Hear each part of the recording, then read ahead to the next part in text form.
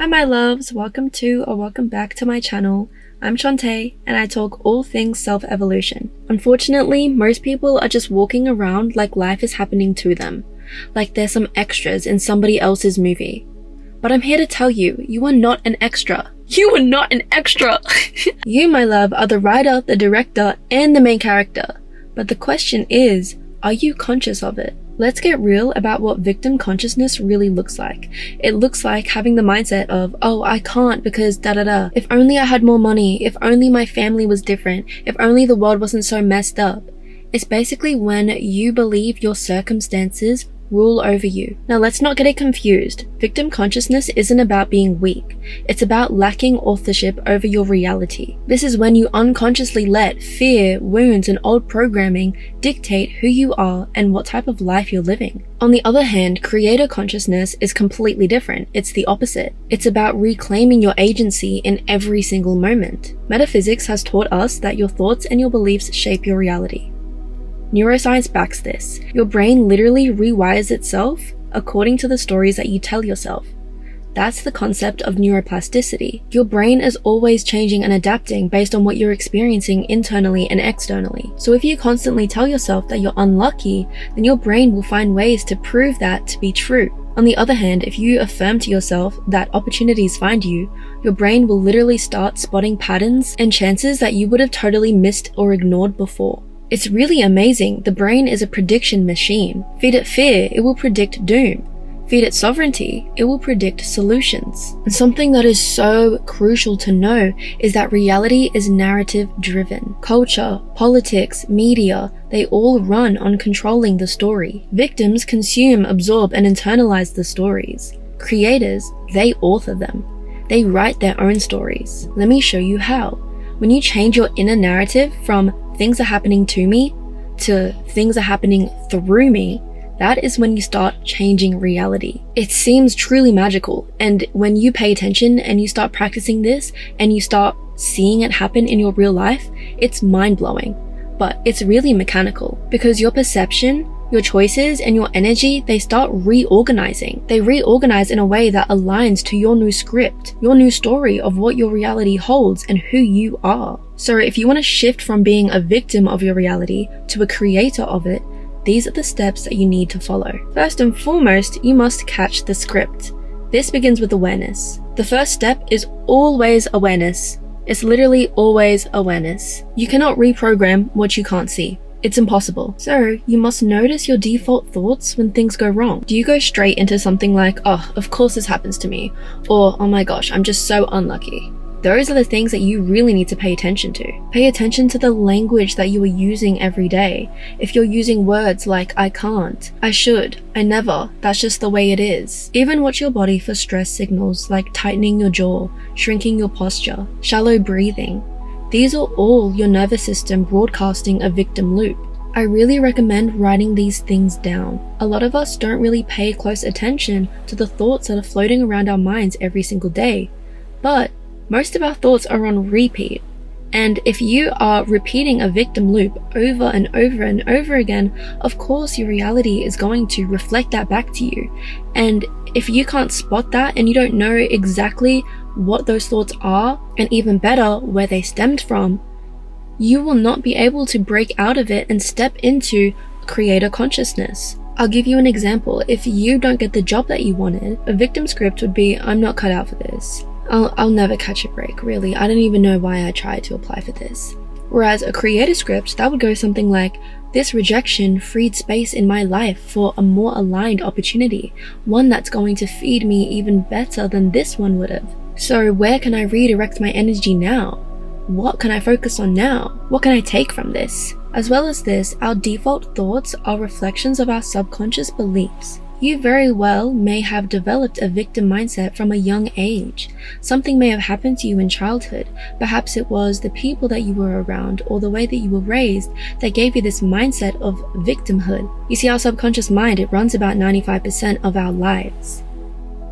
And if you've got deep-rooted beliefs of victim mentality, it is of utmost importance that you can identify them so that you can catch them every time they pop up into your mind. This leads me to the next step, which is to rewrite the script. Once you can identify the thoughts and the beliefs that are keeping you within this victim consciousness, you can consciously rewrite it. Remember, you are not your thoughts.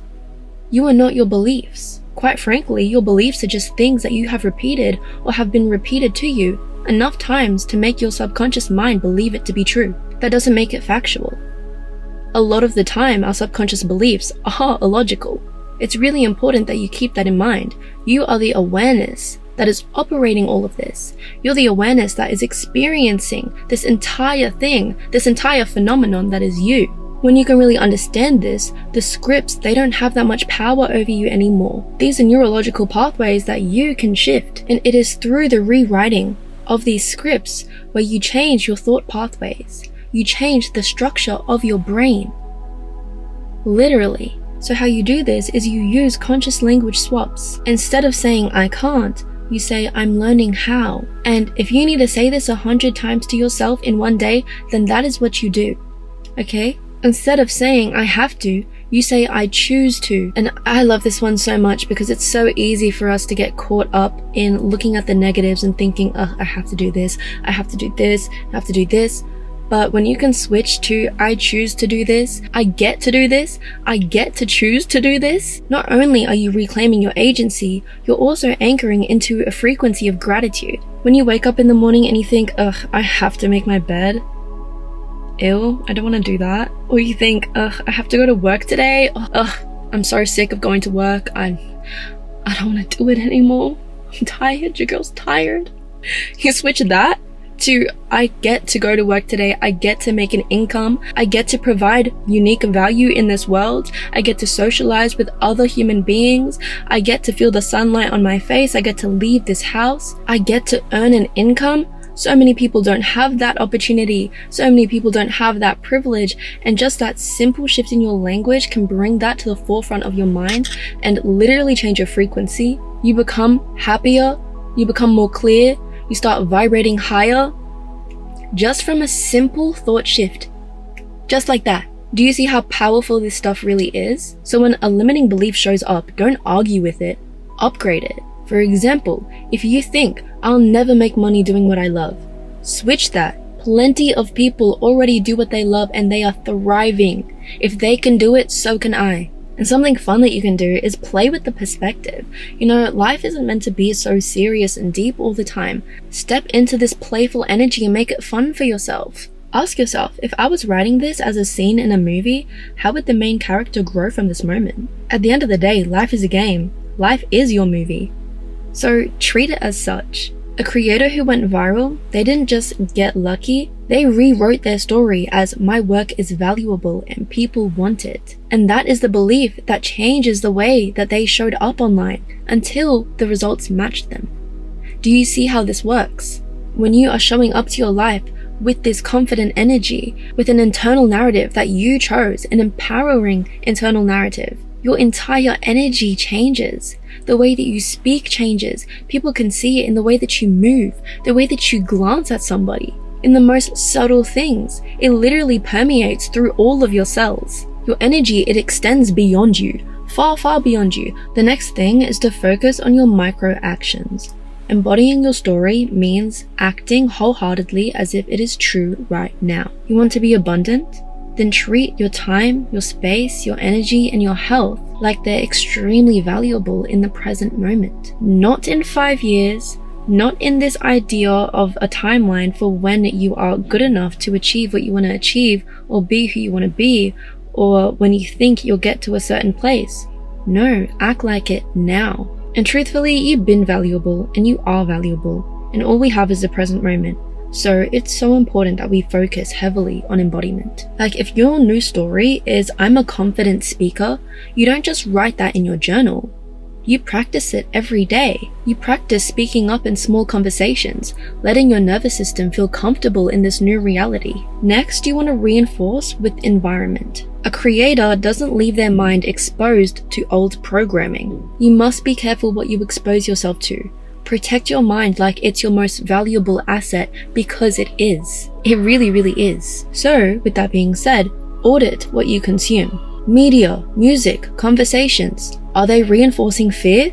or empowerment. Surround yourself with people who embody the reality that you want, not people who are living from the victim consciousness that you are trying to elevate from. And if for some reason you can't do that, then you can build those communities for yourself online. You can chat to people on Discord, find people on Instagram, join different online communities that feed into the thought loops that you want to develop for yourself. Listen to podcasts of people who inspire you, and when you can, try shift the conversations around you to be more empowering and suiting the reality that you want to create. Another thing you can do is create visual anchors. I love doing this. It's so fun. Sticky notes, wallpapers, journals, all of it. I got affirmations on my wall, I got affirmation wallpapers, I got notes on my phone, reminders. These cues remind your subconscious mind daily who's in charge, where you're going, and what you want for yourself.